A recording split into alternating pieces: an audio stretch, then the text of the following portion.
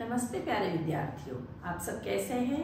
मैं उम्मीद करती हूँ कि आप छुट्टियों का आनंद लेते हुए पढ़ाई भी कर रहे होंगे। हम सूरदास जी के 3 पदों का अध्ययन कर चुके हैं। आज चौथे और अंतिम पद का अध्ययन करेंगे। तो आइए, कृष्ण के द्वारा गोपियों के लिए योग संदेश भेजना, गोपियां अपने प्रति इसे घोर अपमान समझती हैं, अन्याय समझती हैं। इसी भाव को इस पद में व्यक्त किया गया है। तो आइए शुरू करते हैं।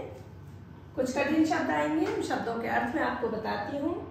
हरि है राजनीति पढ़ी आए, समझी बात कहत मधुकर के। मधुकर होता है भ्रमर, और यहाँ भ्रमर उद्धव को कहा गया है गोपियों के द्वारा। जैसा कि प्रसंग आपको जानकारी होगी, पिछले 3 पद देखेंगे तो आपको पता चल जाएगा कि उद्धव को गोपियां मधुकर या भंवरा कह के संबोधित करती हैं। समझी बात कहत मधुकर के, समाचार सब पाए, एक अति चतुर हुते पहले। हुते यानी थे, ब्रज में थे को हुते बोलते हैं। एक अति चतुर, एक यानी एक तो पहले ही अब गुरु ग्रंथ पढ़ाए, बड़ी बुद्धि जानी जो उनकी, जोग संदेश पठाए। उधो भले लोग आगे के, परहित डोलत धाये, अब अपने मन फेर पाइए, चलत जुहुते चुराए। होते फिर से आ गया है, होते का अर्थ बता दिया गया है आपको।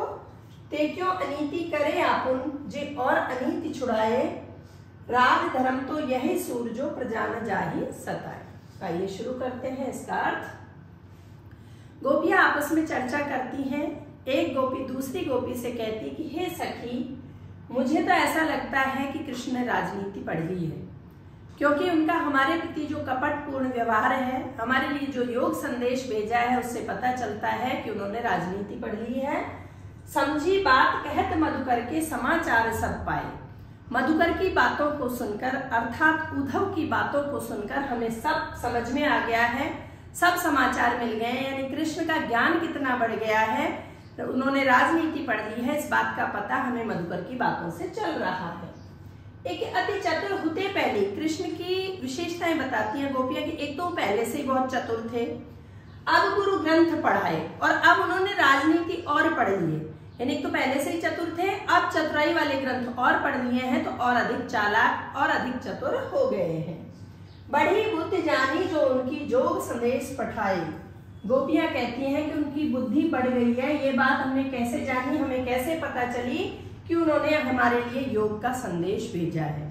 प्यारे विद्यार्थियों, इस पंक्ति में व्यंग है। गोपियां व्यंग्यार्थ में कहती हैं कि उनकी बढ़ी हुई बुद्धि का पता कैसे चलता है कि हमें योग संदेश भेजा है। इसका मतलब है कि कृष्ण भले ही राजा बन गए हों, लेकिन उन्हें अक्ल बिल्कुल नहीं आई है।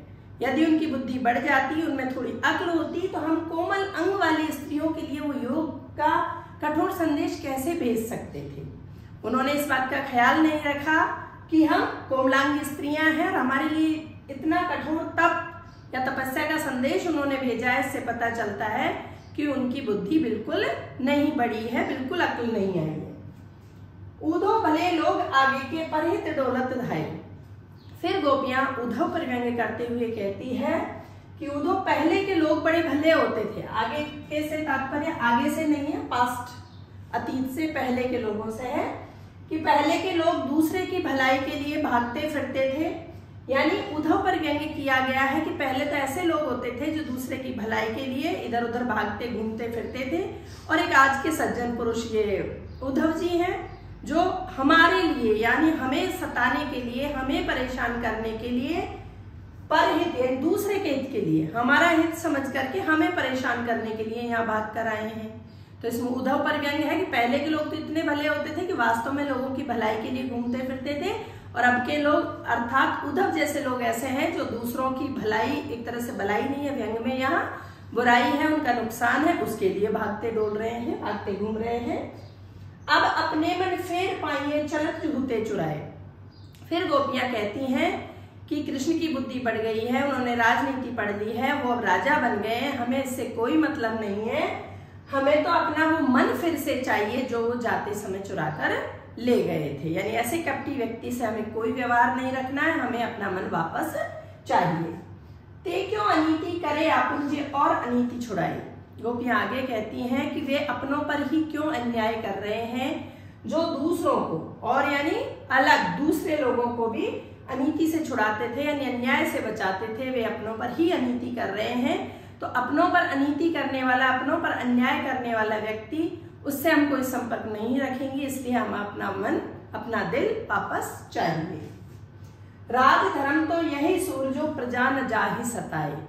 सूरदास जी कहते हैं कि राजा का धर्म तो वही होता है जहां प्रजा का शोषण ना हो, प्रजा को सताया ना जाए। तो गोपियां उद्धव से कहती हैं कि हे उद्धव, राजा अर्थात कृष्ण अपने राजधर्म का पालन नहीं कर रहे हैं। राजधर्म का पालन करते तो प्रजा को सताने से, दूसरे सताते उससे भी बचाते। यहाँ तो स्वयं कृष्ण, स्वयं राजा ही अपनी प्रजा को अर्थात हम गोपियों को सता रहे हैं। तो ये था चौथा पद। मैं उम्मीद करती हूँ आपको समझ आएगा, पसंद भी आएगा। वीडियो अच्छी लगे तो लाइक कीजिएगा, शेयर कीजिएगा और कमेंट कीजिएगा। चैनल पर यदि नए हैं तो चैनल को सब्सक्राइब करना नहीं भूलें। धन्यवाद। फिर मिलती हूँ अगली वीडियो के साथ। तब तक अपना बहुत सारा ख्याल रखिए।